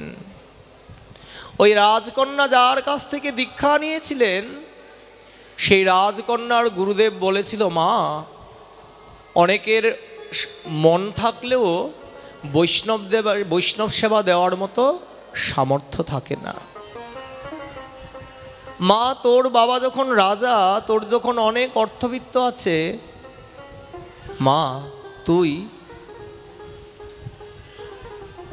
আর যদি নাও পারিস, অন্তত দ্বাদশীর দিন হলো কিছু বৈষ্ণবের সেবা করবি। মা, ওটাই তোর কাছে আমার চাওয়া।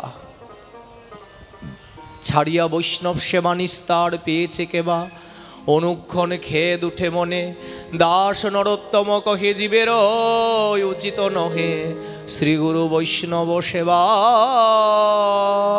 বিনে। আর আমাদেরও কাছে এটাই একটা নিবেদন থাকবে, সাধুদের এইটাই আমাদের কাছে মিনতি থাকে আমাদের ব্রজের, যে আর কিছু যদি নাও পারি, অন্তত দ্বাদশীর দিন দু চারজন বৈষ্ণব হলেও একটু সেবা করাতে হয়।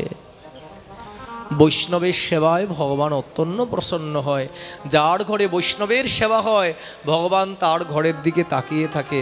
তার ভাণ্ডের চাল ফুরিয়ে গেল কিনা, ডাল ফুরিয়ে গেল কিনা, তার কোনো অমঙ্গল আসলো কিনা, ভগবান নিজ গুণে সবগুলাকে শূন্যস্থান যেমন পূরণ করা হয়, ভগবান ওরকমভাবে ভক্তের গৃহটাকে পরিপূর্ণ রাখে।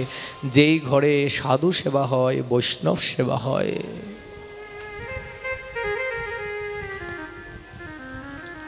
ওই রাজকন্যা গুরুবাক্য শিরোধার্য করে প্রত্যেক দ্বাদশীতে বৈষ্ণব সেবা করত। একদিন তার মনে একটা বাসনা জন্মালো, আমার ইচ্ছা এই 10-12টা গ্রামের যত শুদ্ধ বৈষ্ণব আছে, এই সব বৈষ্ণবকে একটু সেবা করাতে চাই। মেয়েটার জন্মদিন, জানো, রাজকন্যার জন্মদিন। মহারাজ বলল, মা মা তুই আমার কাছে কিছু চা, তোকে আমি দিতে চাই, তুই আমার একমাত্র কন্যা। তখন মেয়ে বাবার হাতে ধরে বলল, বাবা তুমি সত্যি যদি আমাকে কিছু দিতে চাও, আমি যা চাইবো তা দেবে তো? বলি, হ্যাঁ মা আমি দিতে চাই, তুই বল, তুই যা চাইবি আমি তাকে তাই দেব। বলল, বাবা আমার অনেক দিনের মনের বাসনা, এই 10-12টা গ্রামে যত বৈষ্ণব আছে আমি সব বৈষ্ণবকে এই রাজপ্রাসাদে নিমন্ত্রণ করে একদিন প্রসাদ পাওয়াতে চাই। কত শুদ্ধ চিন্তা তার। বাবা বলল, মা এই যদি তোর মনের বাসনা হয়, এতেই যদি তোর সুখ হয়, ঠিক আছে, তুই 10-12টি গ্রামের বৈষ্ণবকে এসে নিমন্ত্রণ করে প্রসাদ পাওয়ানোর ব্যবস্থা কর। 10-12টা গ্রামের বৈষ্ণবকে নিমন্ত্রণ করা হলো। সেই রাজকন্যা মনে মনে চিন্তা করলেন, আর কি এমন ভাগ্য হবে, এত এত বৈষ্ণব আসবে, আমি সকলের চরণ প্রক্ষালন করব, এই আমার অনেক স্বাদ। আর সকলের চরণামৃত কণা কণা নিয়ে একটা পাত্রে সঞ্চয় করে রাখব, এটাই থাকবে আমার জীবনের সবচাইতে বড় সম্পত্তি। বৈষ্ণব চরণ জল প্রেম ভক্তি দিতে বল, আর না করিও অন্য আশা। আমার প্রেম ভক্তি পাওয়ার ঔষধ হচ্ছে বৈষ্ণবের চরণ জল, আমি ওইটাকে সঞ্চয় করে রাখব। যেদিন বৈষ্ণবের সেবা, শত শত বৈষ্ণব সারিবদ্ধভাবে এখানে আসছে, আর সেই রাজকন্যা গেইটের পাশে স্বর্ণ ঘটিতে জল নিয়ে সোনার পাত্রে বৈষ্ণবদের চরণ ধৌত করছে। কবে আমাদের এরকম একদিন ভাগ্য হবে গো, আমরাও এত বৈষ্ণবকে নিমন্ত্রণ করে তাদের চরণ ধোয়ায়ে তাদের চরণ জল আমার ভাণ্ডে জমিয়ে রাখতে পারব? সেই রাজকন্যা সুবর্ণ ঘটিতে জল নিয়ে যতজন বৈষ্ণব আসছে এক এক করে সকলের চরণ ধৌত করছে। আমার ভগবান মনে মনে চিন্তা করল, সে এত এত বৈষ্ণব সেবা করছে, সকলের চরণ ধৌত করছে, আচ্ছা বৈষ্ণবের চরণে তার কতটুকু শ্রদ্ধা আছে, কতটুকু ভক্তি আছে, আমি একটু পরীক্ষা করে দেখব তো। যারা ভগবানের শুদ্ধ ভক্ত হয় না মা, জানো আমার ভগবান সেই রকম ভক্তের পরীক্ষা নিতে অনেক ভালোবাসে।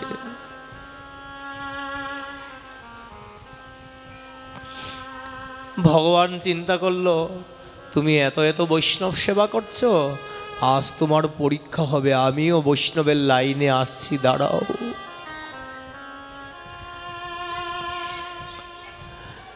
সমস্ত বৈষ্ণবের পেছনে আমার ভগবান কুকুরের বেশ ধারণ করে কুকুর হয়ে এসে বৈষ্ণবের পেছনে লাইন দিয়ে দিয়ে ওই রাজকন্যার দিকে অগ্রসর হচ্ছে। বলি, সে তো সবার পা ধোয়াচ্ছে, এখন দেখি আমি তো সকলের শেষে কুকুর হয়ে এসেছি, তার আমার চরণে কতটুকু নিষ্ঠা থাকে, সে আমার পা ধোয়ে আমার পা ধোয়া জল খেতে পারে কিনা। এরকম পরীক্ষাও কেউ করে? বৈষ্ণবরা আসছেন, এক এক করে সকলের চরণ ধোয়াচ্ছেন। সেই রাজকন্যা লক্ষ্য করলো আর বেশি বৈষ্ণব নাই। হঠাৎ করে দেখলো ওই বৈষ্ণবদের পেছন পেছন একটা কুকুরও লাইন ধরে ধরে সামনের দিকে অগ্রসর হচ্ছেন। ভগবান মনে মনে বলছে, দেখি বৈষ্ণবে তোমার নিষ্ঠা, তুমি সকলের চরণ জল জমা করছো, তুমি এখন আমার পা ধোয়ে আমার পা ধোয়া জল সংগ্রহ করতে পারো কিনা আমি দেখব, আজ তোমার পরীক্ষা। জানেন, ছেলে মেয়ের বিবাহে 1000-2000 মানুষ নিমন্ত্রণ করে, খাওয়ানোর সামর্থ্য সবাই রাখে, কিন্তু 1000-2000 বৈষ্ণব এক জায়গায় জড়ো করে তাদের সেবা করার মতো সৌভাগ্যটা সকলের হয় না। এরকম 1000-2000 বৈষ্ণবকে এক জায়গায় জড়ো করে তার সেবা দিতে যদি পারা যায়, জানবেন যে আপনি জীবনে একটা ভালো কাজ করেছেন। কেননা এই 1000 জনের মধ্যে যদি একজন শুদ্ধ ভক্ত আসে, যার হৃদয়ে আমার ভগবান বিরাজমান, তিনি যদি এসে এই উৎসবে প্রসাদ গ্রহণ করেন, তাহলে আমার এই জীবনের ধন সম্পদ সঞ্চয় করা আর সাধু সেবা দেওয়াটা সার্থক হয়ে যায় বলে জানতে হবে। এই 1000 জনের মধ্যে যদি একজন শুদ্ধ ভক্ত আসে, তার হৃদয়ে যদি ভগবান বিরাজমান হয়ে এসে এই সেবা গ্রহণ করে, তাহলে আমার এই সেবা সম্পূর্ণ হয়েছে ধরে নিতে হবে। জানেন, ওই ধীরে ধীরে যখন সব বৈষ্ণবরা অগ্রসর হয়ে যাচ্ছে, আর 4-5 জন আছে, সেই রাজকন্যা সে চিন্তা করলে এই কুকুরটা এত সারিবদ্ধভাবে আসছে, তার এত শান্ত ভাব, কুকুরের মধ্যে তো এরকম শান্ত ভাব কোনোদিনও দেখিনি, কুকুর তো এরকম সারিবদ্ধভাবে কোনোদিনও আসে না। মেয়েটা বৈষ্ণবের চরণ ধৌতও করছে আর ওই কুকুরটার দিকেও নজর দিয়েছে।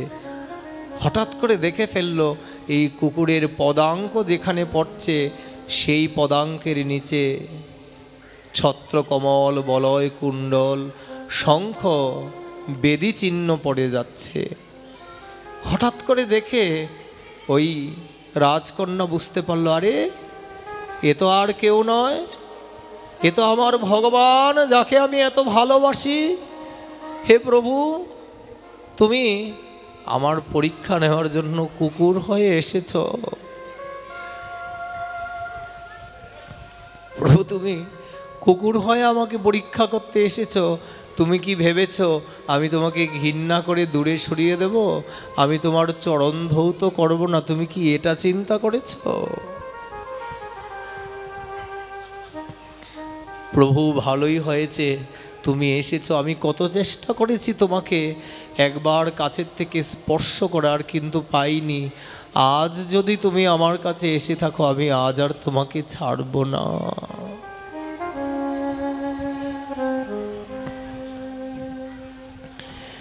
একজন দুজন করে আস্তে আস্তে যখন শেষ হয়ে গিয়েছে, সবার শেষে ওই কুকুরটা এসে তার সামনে পা রেখেছে। আর সেই রাজকন্যা, কন্যারত্ন কি করেছে জানো? কুকুরের চরণটা ধৌত করে যতগুলা জল ছিল সবগুলা জল ঢক ঢক করে পান করে কুকুরটাকে আর জড়ায়ে বুকের মধ্যে চাপায়ে নিয়েছে। নিয়ে বলছে, ভগবান, ভগবান প্রাণনাথ, তুমি আমাকে পরীক্ষা করার জন্য এখানে এসেছিলে, তাই না? প্রভু, তুমি আমাকে অন্যভাবে পরীক্ষা করতে তুমি এই কুকুর শরীরের বানিয়ে আমার কাছে এসেছিলে। কুকুরটাকে ভালো করে বুকে জড়ায়ে ধরে বলছে, তুমি পরীক্ষা করার জন্য আমার কাছে এসেছো। আমি তোমাকে চিনতে পেরেছি, আমি আর তোমাকে ছাড়ব না। এখন তুমি আমার কাছ থেকে যেতে পারবে না। যদি তোমার সামর্থ্য থাকে তুমি আমার কাছ থেকে যেয়ে দেখাও। ভগবান বলল, তুমি যদি আমাকে না ছাড়ো, আমার কি তোমার কাছ থেকে যাওয়ার সামর্থ্য আছে? আমি এই জগতের কোটি কোটি বন্ধন ছিন্ন করতে পারি, কিন্তু আমার শুদ্ধ ভক্ত যদি প্রেমের ডোরে আমায় বন্ধন করে, আমি আমার ভক্তের বন্ধন ছিন্ন করতে পারি না। আমি আমার ভক্তের বন্ধন ছেড়ে দিতে পারি না। আমার ভক্ত যদি একবার প্রেম ডোরে আমাকে বাঁধে, আমি ভক্তের বন্ধন ছাড়তে পারি না, ছাড়ানোর সামর্থ্য নেই। তোমার নিষ্ঠায় আমি প্রসন্ন হয়েছি, তুমি আমাকে ছেড়ে দাও, বৈষ্ণবদের সেবা করো। আমি তোমাকে কথা দিলাম, তোমার অন্তিম সময়ে আমি তোমাকে এসে হাতে ধরে আমার চরণের পাশে নিয়ে আমার ভগবত ধামে তোমাকে ঠাঁই দেব। তুমি আমার চরণ পেয়ে যাবে, তুমি বৈষ্ণব সেবা করো। ও মা, মাগো এই কারণে বৈষ্ণব সেবা করতে হয়। বলি তুমি আর কোনো কিছু করো বা না করো, দুজন শুদ্ধ বৈষ্ণবের সেবা করাতে পারলে ভগবান তোমার উপর অনেক প্রসন্ন হয়ে যায়। সেই জন্য মহাজন পদে লিখেছেন, বৈষ্ণবের সঙ্গ করি, বৈষ্ণবের অঙ্গ ঘেরি, শ্রদ্ধান্বিত শ্রবণ কীর্তন। শুদ্ধ বৈষ্ণবকে দেখলে ওই কারণেই তো তার চরণধুলি মাখতে হয়, তাকে হৃদয়ে জড়ায়ে ধরতে হয়, যেন তার স্পর্শ পেয়ে আমার হৃদয় কৃষ্ণ প্রেম, কৃষ্ণ ভক্তি জন্মায় যায়। বৈষ্ণবের এতেক মহিমা, বৈষ্ণবের এতেক মহিমা। আমার এবারও করুণা করো বৈষ্ণব গোসাই, এবারও করুণা করো বৈষ্ণব গোসাই। পতিত পাবন তোমা বিনে কেহ নাই, পতিত পাবন তোমা, ভগবতীত পাবন তোমা বিনে কেহ নাই। যাহার নিকটে গেলে পাপ দূরে যায়, যাহার নিকটে গেলে পাপ দূরে যায়। এমন দয়াল ঠাকুরকে বা কোথায় পায়, এমন দয়াল ঠাকুরকে বা কোথায় পায়। গঙ্গার পরশ হলে পশ্চাতে পাব, গঙ্গার পরশ হইলে পশ্চাতে পাব। ওগো দর্শনে পবিত্র করো এই তোমার গুণ, দর্শনে পবিত্র কর এই তোমার গুণ। হরিস্থানে অপরাধ তারে হরির নাম, হরিস্থানে অপরাধ তারে হরির নাম। ওগো তোমার স্থানে অপরাধের নাহি কয়েরা, ওরে তোমার স্থানে অপরাধে করে না। ওগো গঙ্গা যার পদ জল হর শিরে ধরে, পদ জল হর শিরা ধরে। এবার সেই প্রভু বিহার করে বৈষ্ণবের মাঝে, এবার সে প্রভু বিহার করে বৈষ্ণবের মাঝে। আমি প্রতি জন্মে করি আশা ওই চরণের ধুলি, হরিব করে আসা ওই চরণের ধুলি। বলি এক জন্মে নয়, আমি জন্মে জন্মে বৈষ্ণবের চরণের ধুলিকণা প্রার্থনা করি। আমি প্রতি জন্মে করি আশা ওই চরণের ধুলি, প্রতি জন্মে করি আসা ওই চরণের ধুলি। আরে নরোত্তমে কর দয়া আপনার বলি, ওরে নরোত্তমে কর দয়া আপনার বলি। জয় বৈষ্ণব ঠাকুর, জয় বৈষ্ণব ঠাকুর, বৈষ্ণব ঠাকুর, জয় বৈষ্ণব ঠাকুর। ও জয় বৈষ্ণব ঠাকুর, বৈষ্ণব ঠাকুর, জয় বৈষ্ণব ঠাকুর, জয় বৈষ্ণব ঠাকুর। জয় বৈষ্ণব ঠাকুর, জয় বৈষ্ণব ঠাকুর, বৈষ্ণব ঠাকুর, জয় বৈষ্ণব ঠাকুর। জয় বৈষ্ণব ঠাকুর, জয় বৈষ্ণব ঠাকুর, বৈষ্ণব ঠাকুর, জয় বৈষ্ণব ঠাকুর। দয়া করো হে, দয়া করো হে, দয়া করো হে, দয়া করো হে, দয়া করো হে, হরি দয়া করো হে, দয়া করো হে। দয়া করো হে, দয়া করো হে, দয়া করো হে, দয়া করো হে। দয়া করো হে, দয়া করো হে, দয়া করো হে, দয়া করো হে। বলি পরম দয়াল পতিত পাবন বৈষ্ণব ঠাকুর কি। ওই জন্যই আমরা বৈষ্ণব সেবা করি। তাই কখনো বৈষ্ণবের সেবার সুযোগ পেলে, কখনো বৈষ্ণবের সেবার সুযোগ পেলে সেই সুযোগকে হাতছাড়া করতে নেই। বৈষ্ণবের সেবার সুযোগ পেলে বৈষ্ণবকে কিছু দিয়ে দিতে হয়, কেননা বৈষ্ণবের কৃপা হলেই ভগবানের কৃপা হয়ে যায়। মুচকুন্দ রাজা বৈষ্ণবের সেবা দিলেন।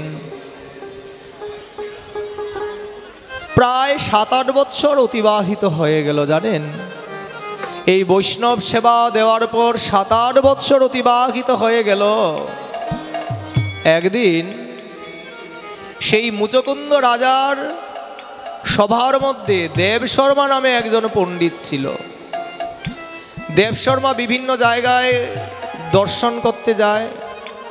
তো এই বিভিন্ন জায়গা দর্শন করতে করতে ইনি এক অপূর্ব সুন্দর পুরীতে গিয়ে উপস্থিত হয়েছিলেন। সকলে কথার প্রতি ধ্যান দিন। যখন সেই অপূর্ব সুন্দর পুরীতে গিয়ে উপস্থিত হলো, তখন দেখলেন সেই পুরীতে চতুর্দিকে বিভিন্ন রকমের দ্রব্যাদি দ্বারা সুসজ্জিত আছে এবং সেই পুরীর মধ্যে বসে আছে এক রাজকুমার। কোন রাজকুমার গো?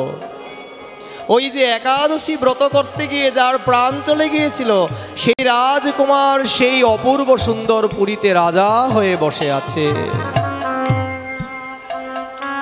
এটা দেখে দেবশর্মা বলছে, এটা কি করে হয়? ওই রাজকন্যার স্বামী তো মরে গিয়েছিল, সে এখানে কি করছে জানেন? দেবশর্মা গিয়ে যখন জিজ্ঞেস করলো যে আপনার তো মৃত্যু হয়ে গিয়েছিল একাদশী করতে গিয়ে, আপনি এখানে কোথা থেকে আসলেন? তখন তিনি বলল যে একাদশী ব্রত করে আমার প্রাণ চলে গিয়েছে, আমি সেই ভগবানের কৃপায় আমি আরও যোগ্যতা এবং আরও মর্যাদা সম্পন্ন হয়ে এই অপূর্ব সুন্দরী নগরীর একচ্ছত্র রাজা হয়ে গেছি। বলি তোমার আগের কথা মনে আছে? বলি হ্যাঁ, আমার সকলের কথা মনে আছে। তখন দেবশর্মা গিয়ে সেই মুচকুন্দ রাজাকে এবং তার কন্যাকে বলল, তোমার পতি দেবতা এক অপূর্ব নগরীতে গিয়ে আবির্ভূত হয়েছে। সেই কন্যা রত্ন তার পতি দেবতাকে পাওয়ার জন্য সেখানে চলে গেলেন এক ঋষির আশ্রমে। সেখানে ভজন করতে করতে সেও দিব্য নবনয়মান কলেবরকে প্রাপ্ত হয়ে গেলেন এবং সেই নবকলেবর প্রাপ্ত হয়ে সেই রাজপুত্রের সঙ্গ পেয়ে তাকে বিবাহ করে পুনরায় ভক্তি জীবন প্রারম্ভ করে দিলেন। তাই দেখুন, সে একাদশী ব্রত করে তার প্রাণ চলে যাওয়ার পরেও সে দিব্য দেহ লাভ করে ধন্যাতি ধন্য হয়েছে।